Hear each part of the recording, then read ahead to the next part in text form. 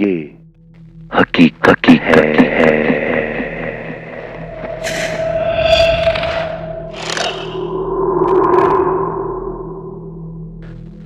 अस्सलामुअलैकुम राजा भाई, मेरा नाम इमरान है। वो रात मेरी जिंदगी की सबसे अजीब रात थी। और सच बताऊं, मुझे कभी कभी ऐसी रातों में हल्का सा डर लगता था, लेकिन मैं इग्नोर कर देता था कि शायद मेरा वहम हो, शायद ये रात की तन्हाई का खौफ है। लेकिन वो रात मेरी जिंदगी की वाकई सबसे खौफनाक और अजीब रात थी, और ये बात आज तक मैं किसी को पूरी तरह समझा नहीं पा रहा। मैं बहावलपुर के करीब अपने गांव में खेतों में पानी लगा रहा था। रात का वक्त था, लगभग 2 बजे। अंधेरा इतना गहरा कि अपना हाथ भी ठीक से नजर नहीं आ रहा था। सिर्फ पानी की आवाज और हवा का शोर था। मैं बिल्कुल अकेला था।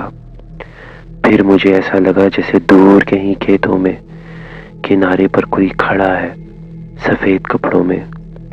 पहले मैंने सोचा कोई गांव की औरत होगी, शायद रास्ता भूल गई हो। मैंने आवाज दी, बहन जी आप ठीक हैं? लेकिन कोई जवाब नहीं आया। वो बिल्कुल हिल भी नहीं रही थी। मैंने सोचा थोड़ा करीब जाके देखूं, शायद कोई परेशान हो। और जैसे जैसे मैं पास पहुंचा, मेरा दिल भारी होता जा रहा था, क्योंकि वो चीज सीधी खड़ी थी, ना हिल रही थी, ना कहीं पर उसकी मूवमेंट कुछ भी नहीं कर रही थी, बस खड़ी हुई थी। जब मैं उसके पास पहुंचा तो मेरी नजर उसके पैरों पर पड़ी। राजा भाई, उसके पांव उल्टे थे। उसके पांव उल्टे थे, एड़ियां आगे की तरफ और उंगलियां पीछे। मुझे पहली दफा समझ नहीं आया कि मैं क्या देख रहा हूं।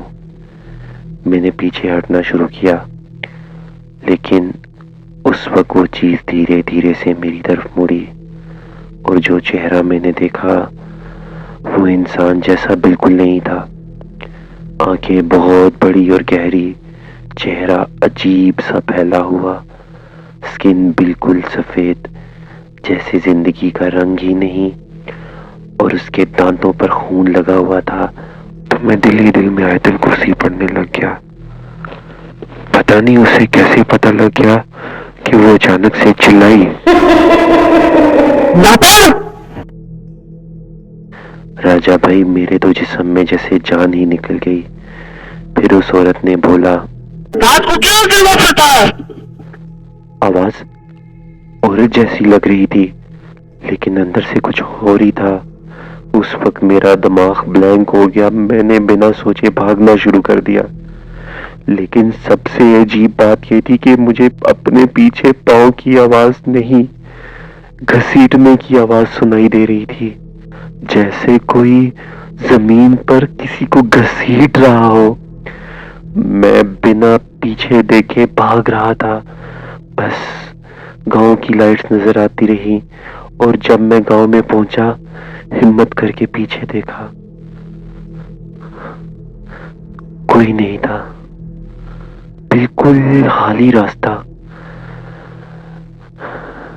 सुबह मैंने गांव वालों को बताया तो एक बुजुर्ग ने सिर्फ इतना कहा, तुम पहली दफा नहीं देख रहे, वो यही होती है, बस हर किसी को नजर नहीं आती। उस दिन के बाद मैंने रात को खेतों में अकेले जाना छोड़ दिया, क्योंकि डर उस चीज का नहीं था जो मैंने देखी।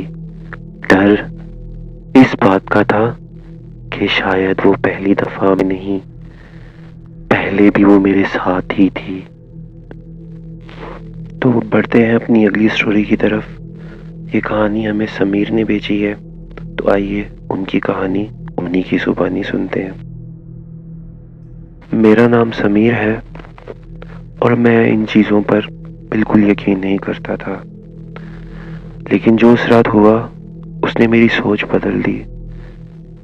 यह वाकया सक्खर के करीब एक हाईवे पे पेश आया। मैं रात को अकेला ड्राइव कर रहा था। टाइम लगभग 1:40 के करीब था। रोड बिल्कुल खाली, दोनों साइड सिर्फ अंधेरा। मेरी कार की हेडलाइट जमीन को चीर रही थी। सब ठीक था जब तक कार अचानक लाइट से फर्क महसूस करके स्लो नहीं हुई।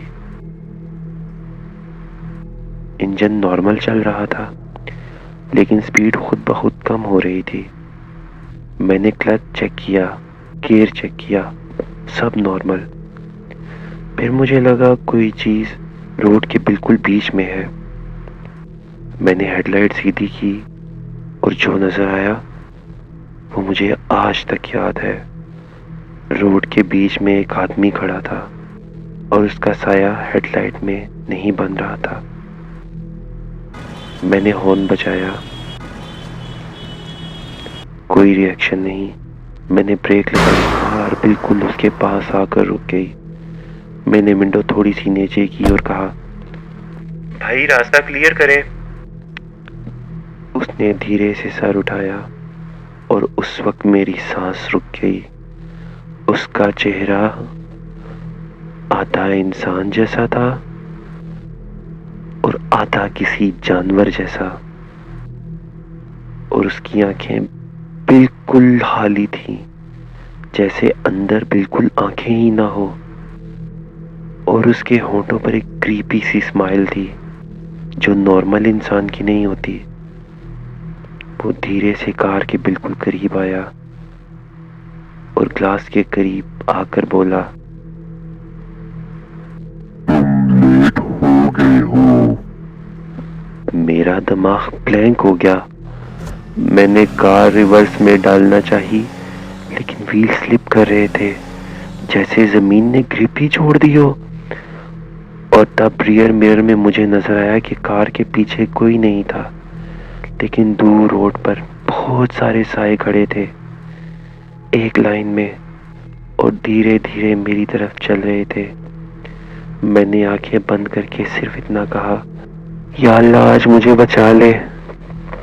और जब मैंने दोबारा आंखें खोली, रोड खाली था, कार चल रही थी और स्पीड नॉर्मल हो चुकी थी। लेकिन राजा भाई, सबसे अजीब बात यह थी, डैशबोर्ड पर टाइम चेंज हो चुका था। 1:40 से सीधा 2:20, जैसे ये 40 मिनट ये किसने कट कर दिए? ये कहाँ चले गए? राजा भाई, उस दिन के बाद मैं कभी उस रोड से अकेला नहीं गुजरा, क्योंकि मुझे आज तक समझ नहीं आया वो क्या था।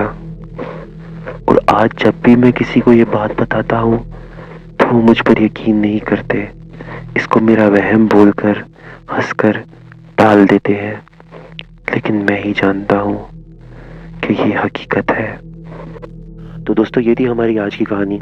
अगर आपको पसंद आई हो तो लाइक और शेयर ज़रूर कीजिएगा और कमेंट में अपनी कीमती राय मुझे ज़रूर दीजिएगा, और चैनल को सब्सक्राइब करना मत भूलिएगा।